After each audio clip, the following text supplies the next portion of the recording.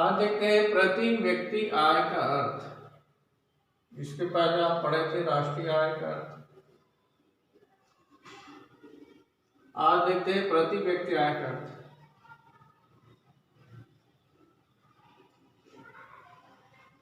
प्रति व्यक्ति आय से आप क्या समझते हैं? जब किसी देश की कुल राष्ट्रीय आय में राष्ट्रीय आय में जनसंख्या का भाग दिया जाता है तो भागफल राष्ट्रीय आय कहलाता है। कहने का मतलब है जब देश की कुल राष्ट्रीय आय को कुल जनसंख्या से भाग देने पर जो औसत आता है, भागफल आता है, इसको हम क्या कहते हैं? प्रति व्यक्ति आय। मान लो देश की जनसंख्या 2011 के आधार पर 2011 की जनसंख्या के जनगणना के आधार पर देश की जनसंख्या मान लो 120 करोड़ जनसंख्या और देश की राष्ट्रीय आय 60 लाख करोड़।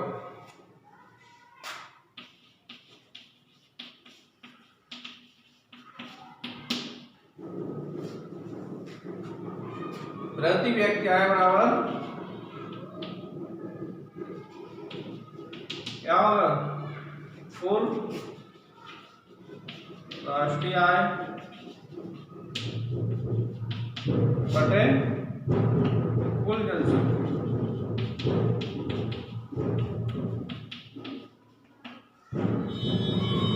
कुल राष्ट्रीय आय को कुल जनसंख्या से क्या दिया जाता है? भाग दिया जाता है, तो हमको प्रति व्यक्ति आय की प्राप्ति होती है। प्रति व्यक्ति आय किसे कहेंगे? प्रति व्यक्ति आय किसी देश की कुल जनसंख्या,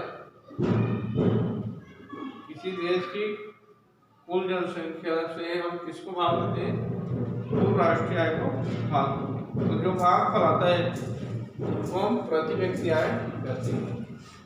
60 लाख करोड़ भागित 120 करोड़ देश की जनसंख्या। यह हो गया अर्थ। इसके बाद प्रति व्यक्ति आय एवं राष्ट्रीय आय में अंतर है। प्रति व्यक्ति आय एवं राष्ट्रीय आय में निम्न अंतर है। पहला अर्थ, प्रति व्यक्ति आय आप किसे कहते हैं और राष्ट्रीय आय किसे कहते हैं, इसका अर्थ बताना है। राष्ट्रीय आय किसी देश में वर्ष भर में, राष्ट्रीय आय क्या है? किसी देश में वर्ष भर में उत्पादित सभी वस्तुओं तथा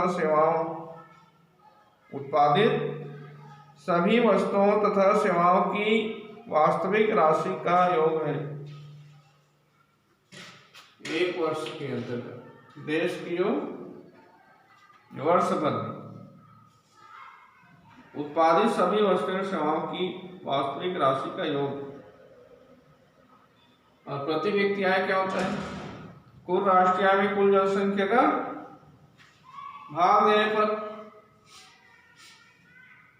प्रति व्यक्ति आय क्या बताओगे? प्रति व्यक्ति आय में क्या बताओगे? देश की कुल राष्ट्रीय आय का देश की कुल जनसंख्या से भाग देने पर जो भागफल आता है उनको हम क्या कहते हैं? प्रति व्यक्ति आय कहते हैं। दूसरा है व्यापकता। राष्ट्रीय आय में प्रति व्यक्ति आय शामिल होती है। राष्ट्रीय आय में क्या होती है? प्रति व्यक्ति आय शामिल होती है।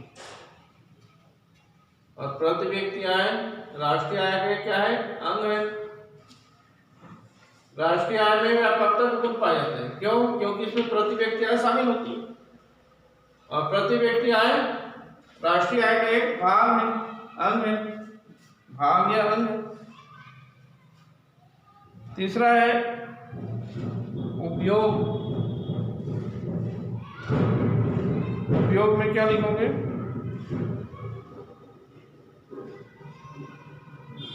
राष्ट्रीय आय का उपयोग राष्ट्र हितों तथा जन कल्याण के लिए किया जाता है।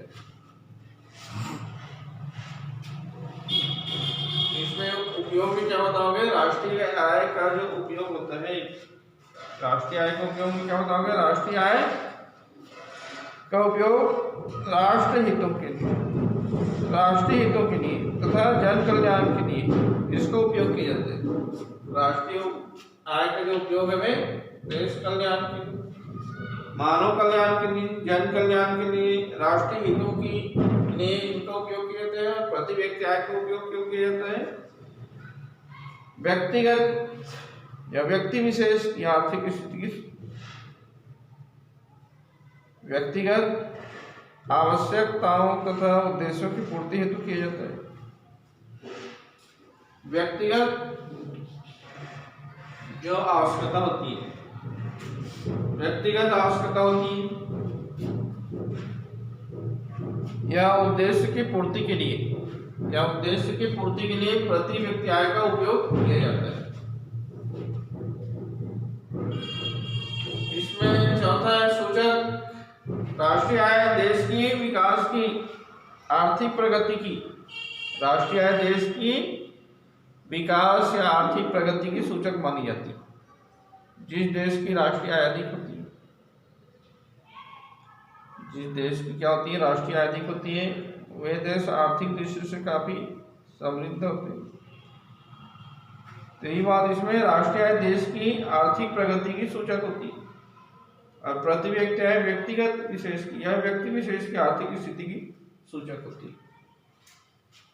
सूचक में क्या बताओगे? राष्ट्रीय आय देश की आर्थिक प्रगति की सूचक होती है।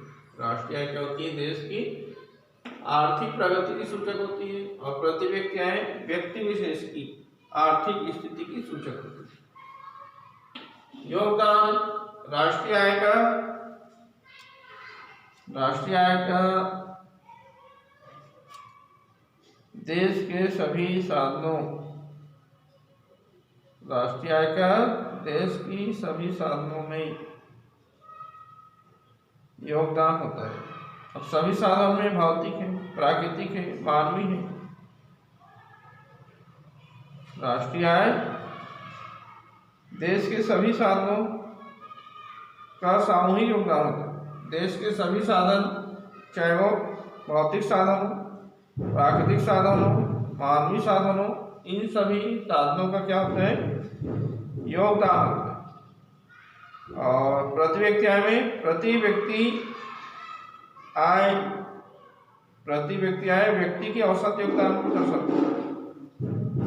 प्रति व्यक्ति आय व्यक्ति के औसत योगदान को दर्शाता है। संबंध राष्ट्रीय आय का संबंध किससे होता है? राष्ट्रीय आय का संबंध मुख्य रूप से समष्टि अर्थशास्त्र से होता है। राष्ट्रीय आय का जो संबंध है मुख्य रूप से समष्टि अर्थशास्त्र से होता है। और प्रति व्यक्ति आय का संबंध क्या होते हैं? व्यष्टि अर्थशास्त्र, व्यक्तिगत इकाइयों का अध्ययन किया जाता है। समष्टि में सभी इकाइयों का अध्ययन किया जाता है, व्यष्टि में व्यक्तिगत इकाइयों का अध्ययन किया जाता है। तो राष्ट्रीय आय का संबंध किससे होता है? समष्टि अर्थशास्त्र। और प्रति व्यक्ति आय का संबंध व्यष्टि अर्थशास्त्र से होता है। उसी प्रकार राष्ट्रीय आय एवं राष्ट्रीय संपदा में भी अंतर है। राष्ट्रीय आय एवं प्रति व्यक्ति आय में अंतर पड़े। इसके अलावा राष्ट्रीय आय प्राकृतिक संपदा में भी अंतर है। पहला है अर्थ। राष्ट्रीय आय से आप क्या समझते हैं? राष्ट्रीय आय एक वर्ष में देश में उत्पादित वस्तुओं और सेवाओं के, राष्ट्रीय आय किसे कहते हैं? एक वर्ष में देश में उत्पादित वस्तुओं तथा सेवाओं के कुल मौद्रिक मूल्य को हम क्या कहते हैं? राष्ट्रीय आय कहते हैं। और प्रति व्यक्ति आय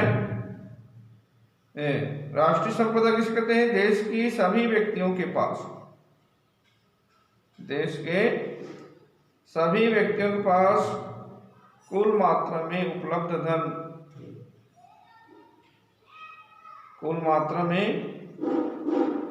धन, चाहे समाज के पास हो, या सामूहिक रूप में हो, इनका योग कुल मात्रा में उपलब्ध धन, मतलब चाहे समाज के माध्यम से हो या सामूहिक रूप में हो, इन धन का योग राष्ट्रीय संपदा होती है। ठीक है। दूसरा है माप। राष्ट्रीय आय की माप विशेष समय अवधि पर होती है।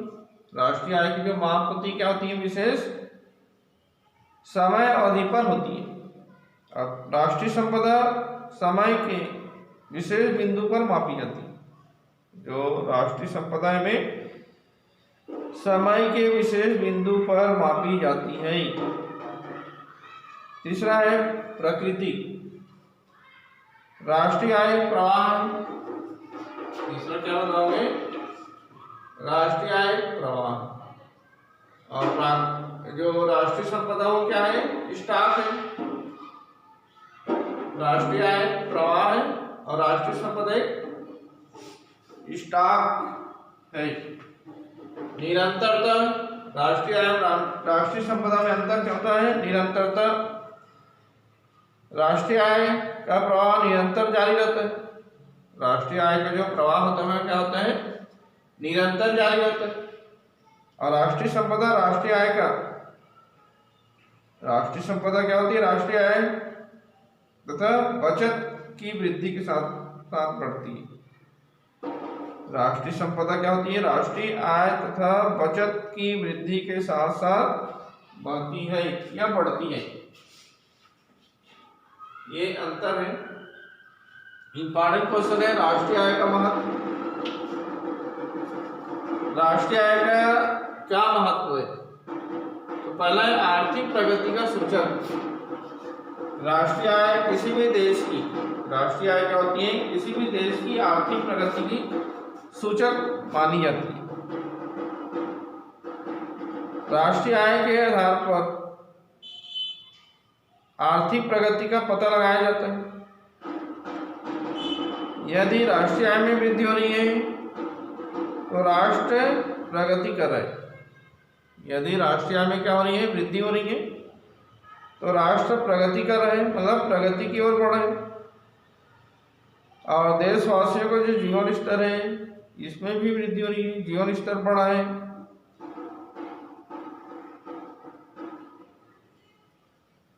तो समझ आ रहे हैं? आर्थिक प्रगति का सूचक राष्ट्रीय आय किसी देश की आर्थिक प्रगति की सूचक मानी जाती है। राष्ट्रीय आय के आधार पर देश के लोगों की प्रति व्यक्ति आय, राष्ट्रीय के आधार पर क्या होती है? देश की लोगों की प्रति व्यक्ति आय का पता लगाया जा सकता है। राष्ट्रीय आय में यदि वृद्धि हो रही है तो राष्ट्र क्या कर रहे हैं? प्रगति कर रहे हैं। यदि राष्ट्रीय आय में क्या हो रही है? वृद्धि हो रही है तो राष्ट्र प्रगति कर रहे हैं। और राष्ट्र यदि प्रगति करेगा तो देशवासियों की जो या देश में रहने वाले व्यक्तियों की प्रति व्यक्ति आय में भी क्या होगी? वृद्धि होगी। इस प्रकार आर्थिक प्रगति का सूचक माना जाता है। इस प्रकार क्या होती है? आर्थिक प्रगति का सूचक होते हैं, जिससे देशवासियों के जीवन स्तर में वृद्धि होगी। देश में आर्थिक क्रियाओं का विस्तार हो रहा है। इससे क्या होगा? देश में आर्थिक क्रियाओं का विस्तार होगा। अशांति, युद्ध, बीमारी आदि, यदि देश में अशांति है, युद्ध है, बीमारी है आदि के समय राष्ट्रीय आय घट जाती है। देश में यदि अशांति है, युद्ध है तो ऐसी स्थिति में क्या होती है? राष्ट्रीय आय में कमी आ जाती है। दूसरा है तुलनात्मक अध्ययन स्वयं में सुविधा। राष्ट्रीय आय का दूसरा महत्व क्या है? तुलनात्मक अध्ययन में सुविधा। राष्ट्रीय आय के आधार पर, राष्ट्रीय आय के आधार पर प्रगति की तुलना करने में सहायता मिलती है। राष्ट्रीय आय के आधार पर क्या होती है? विभिन्न देशों की तुलना करने में सहायता मिलती है। विभिन्न देशों के जो राष्ट्रीय आय के जो आंकड़ा है उनको देखकर यह पता लगाया जा सकता है कि दो देशों दो देशों के बीच क्या किया जा सकता है, तुलना किया जा सकता है। आपको ज्यादा लंबा चौड़ा लिखने की जरूरत नहीं है। राष्ट्रीय आय के आधार पर हम विभिन्न देशों की, राष्ट्रीय आय के आधार पर हम क्या कर सकते हैं, विभिन्न देशों की आय की गणना करते हैं और इसी के आधार पर तुलना भी किया जा सकता है कि उस देश की राष्ट्रीय आय अधिक है, उस देश की राष्ट्रीय आय इस देश की राष्ट्रीय आय कम है। हम क्या कर सकते हैं, तुलना कर सकते हैं। तीसरा है नियोजन में सहायक राष्ट्रीय आय, योजना बनाने में भी सहायक होती है। कोई भी योजना बनाई जाती है उसमें राष्ट्रीय आय का महत्वपूर्ण योगदान होता है। आंकड़ों के आधार पर हम क्या कर सकते हैं, उत्पादन है, उपभोग है, बचत है, विनिमय है। उत्पादन, उपभोग, बचत, विनिमय आदि योजनाएं बनाई जा सकती है, आदि योजनाएं बनाई जा सकती हैं तथा योजना के लक्ष्य तय किए जा सकते हैं। योजना की जो लक्ष्य है, उद्देश्य है, उसको हम क्या कर सकते हैं, तय कर सकते हैं। यदि हम योजना तय कर रहे हैं, तय कर सकते हैं या कर रहे हैं, तो ऐसी स्थिति में हमको ये पता चल जाता है कि हमको वित्त की प्राप्ति कहाँ से होगी, क्योंकि हम योजना के तहत हम कर रहे हैं ना। योजना के तहत कर रहे हैं, चाहे बचत हो, उपभोग हो, उत्पादन हो, विनियोग हो, किसी भी क्षेत्र में हम क्या कर रहे हैं, योजना बना करके कार्य करते हैं। तो योजना बनाने के लिए हमारे पास साधन भी, और इसी साधन के आधार पर हम कहाँ से हमको वित्त की प्राप्ति होगी, इसकी हम क्या कर सकते हैं, अध्ययन कर सकते हैं। चौथा है करारोपण में सहायक राष्ट्रीय आय का चौथा महत्व है करारोपण में सहायक। कर निर्धारण करते समय भी राष्ट्रीय आय का ध्यान रखा जाता है। यह राष्ट्रीय आय के आधार पर हम कर सकते हैं, कर का निर्धारण कर सकते हैं। राष्ट्रीय आय के द्वारा लोगों की जो देय क्षमता है इसका पता लगा सकते हैं। राष्ट्रीय आय के आधार पर हम क्या कर सकते हैं, लोगों की कर देय क्षमता, राष्ट्रीय आय के आधार पर हम क्या कर सकते हैं, लोगों की कर देय क्षमता का भी हम क्या कर सकते हैं, अध्ययन कर सकते हैं। क्योंकि हम सबको मालूम है राष्ट्रीय आय के आधार पर हम क्या कर सकते हैं, दो देशों की आय की गणना की जाती है, और दो देशों की यदि हम आय की गणना कर रहे हैं तो भी हमको मालूम है कि राष्ट्रीय आय अधिक होगी तो लोगों की आय में वृद्धि होगी, जिसको हम प्रति व्यक्ति आय कहते हैं, इसमें वृद्धि होगी। और प्रति व्यक्ति आय में वृद्धि होगी तो क्या होगा, लोगों की जीवन स्तर में सुधार होगा, जीवन स्तर में वृद्धि होगी। तो सरकार क्या करती है, इसी के आधार पर कर का निर्धारण करती है। और यदि लोगों की प्रति व्यक्ति आय कम है, या जिन क्षेत्रों में लोगों की प्रति व्यक्ति आय कम है, तो उन क्षेत्रों में क्या किया जाएगा, यदि जिन क्षेत्रों में लोगों की प्रति व्यक्ति आय कम है वहां कर का निर्धारण या कर जो रोपण है, कर लगाई जाती है, उनकी दर क्या हो जाएगी, घट जाएगी, कम हो जाएगी। पांचवा है राष्ट्रीय कल्याण का मापक। राष्ट्रीय आय राष्ट्रीय कल्याण का मापक होती है। राष्ट्रीय आय क्या होती है, राष्ट्रीय कल्याण का मापक होती है। जिस देश में राष्ट्रीय आय में वृद्धि होती है, जिस देश में क्या होती है, राष्ट्रीय आय में वृद्धि होती है, वहां राष्ट्रीय कल्याण में वृद्धि होती है। आप ये समझ रहे हैं कि जिन देशों में क्या होती है, राष्ट्रीय आय अधिक होती है, वहां राष्ट्रीय कल्याण में भी वृद्धि होती है। राष्ट्रीय आय में कमी राष्ट्रीय कल्याण की कमी का सूचक होती है। यदि राष्ट्रीय आय में क्या हो रही है, कमी हो रही है, तो राष्ट्रीय कल्याण भी क्या होगा, कम होगा।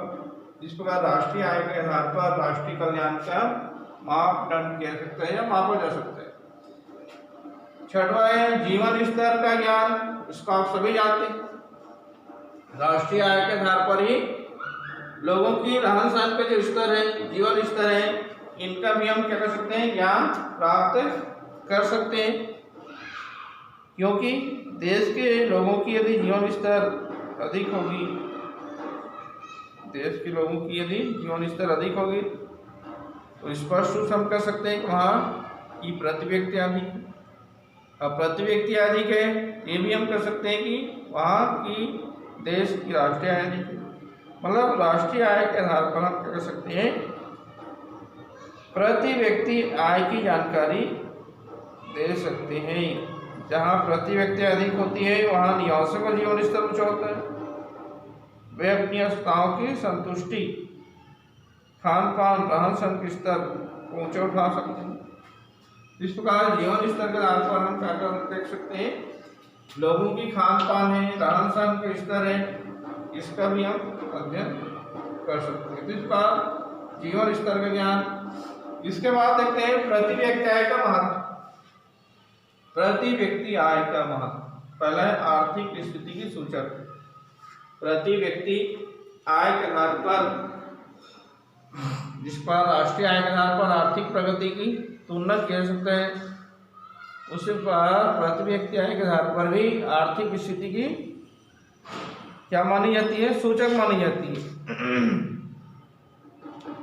यदि प्रति व्यक्ति आय ऊंची होती है, यदि लोगों की प्रति व्यक्ति आय अधिक होती है, ऊंची होती है, तो यह माना जाता है कि लोगों की आर्थिक स्थिति अच्छी है और प्रगति कर रहे हैं। लोगों की आर्थिक स्थिति क्या है, अच्छी है और वे प्रगति कर रहे हैं। इसके आधार पर प्रति व्यक्ति आय के आधार पर। दूसरा है जीवन स्तर तथा आर्थिक कल्याण निर्धारण सहायक। प्रति व्यक्ति आय क्या करती है, जीवन स्तर तथा आर्थिक कल्याण की निर्धारक तत्व होती है। प्रति व्यक्ति आय में वृद्धि जहाँ मानव जीवन स्तर को उन्नत करती है। प्रति व्यक्ति आय में वृद्धि क्या करती है, जहाँ लोगों की जीवन स्तर ऊंचा उठाती है, उन्नत करने में तथा कल्याण में वृद्धि की जाती है। वहीं प्रति व्यक्ति आय में भी कमी जीवन स्तर तथा कल्याण को पिछड़ेपन। यदि हम देखते हैं प्रति व्यक्ति आय अधिक है तो जीवन स्तर आर्थिक कल्याण क्या होगा, आपको संक्षेप में बताना है कि यदि लोगों की प्रति व्यक्ति अधिक है तो लोगों का जीवन स्तर आर्थिक कल्याण का जो मापदंड है, सूचक है, वे क्या होगी, अधिक होगी। यदि लोगों की प्रति व्यक्ति आय कम है तो प्रति व्यक्ति आय कम होने से लोगों का जो जीवन स्तर है, रहन सहन स्तर है और आर्थिक कल्याण में क्या होगी, कमी आएगी। इस प्रकार प्रति व्यक्ति आय जीवन स्तर और आर्थिक कल्याण की क्या होती है, निर्धारक तत्व होती है। तीसरा है उपभोग स्तर की माप। उपभोग प्रति व्यक्ति आय के आधार पर उपभोग की स्तर की जानकारी होती है, क्योंकि प्रति व्यक्ति आय अधिक होगी तो लोगों की उपभोग के स्तर में क्या होगी, वृद्धि होगी, लोगों की क्रय शक्ति बढ़ेगी। यदि हम देखें लोगों की यदि प्रति व्यक्ति अधिक है, हमारी आय अधिक होगी तो हम क्या करेंगे, अधिक वस्तुओं का उपभोग करेंगे, अधिक से अधिक वस्तु खरीदेंगे। तो प्रति व्यक्ति आय से ही क्या होती है, लोगों को उपभोग स्तर में सुधार होता है। प्रति व्यक्ति आय से क्या होती है, लोगों की जो उपभोग का स्तर है इसमें क्या होता है, सुधार होता है। प्रति व्यक्ति आय बढ़ने से लोगों की क्रय शक्ति बढ़ती है। यदि लोगों की प्रति व्यक्ति आय क्या होगी, अधिक होगी, तो क्रय करने की जो क्षमता है, खरीदने की क्षमता है, इसमें क्या होगा, वृद्धि होगा, जिससे उपभोग का स्तर भी ऊंचा होगा। इससे क्या होगा, उपभोग का स्तर भी ऊंचा होगा। चौथा है बचत एवं विनियोग का निर्धारण। प्रति व्यक्ति आय में वृद्धि होने से लोगों की बचत एवं विनियोग को प्रोत्साहन मिलता है। प्रति व्यक्ति आय क्या होने से, अधिक होने से लोगों की यदि प्रति व्यक्ति अधिक है तो उनके द्वारा बचत एवं विनियोग अधिक किया जाएगा। किसी भी व्यक्ति की आय अधिक होगी तो अधिक बचत करेगा, और बचत हो रहा है तो विनियोग करेगा। इस पर बचत एवं विनियोग की दर को निर्धारित करती है। पांचवा है समृद्धि एवं निर्धनता का मापदंड। प्रति व्यक्ति क्या करती है, समृद्धि एवं निर्धनता का मापदंड होता है। आप सबको मालूम है, यदि लोगों की आय अधिक होगी, लोगों की यदि आय अधिक होगी तो लोग क्या होगा, समृद्ध होगा। यदि लोगों की प्रति व्यक्ति अधिक होगी तो लोग समृद्ध होगा। और वे निर्धन नहीं माने जाए। प्रति व्यक्ति आय कम होगी तो लोग हम क्या समझेंगे वो समृद्ध नहीं है, संपन्न नहीं है, और वो क्या है, निर्धन है। जिस प्रकार समृद्धि और निर्धनता के मापदंड में भी प्रति व्यक्ति आय का महत्वपूर्ण योगदान होता है। ठीक है।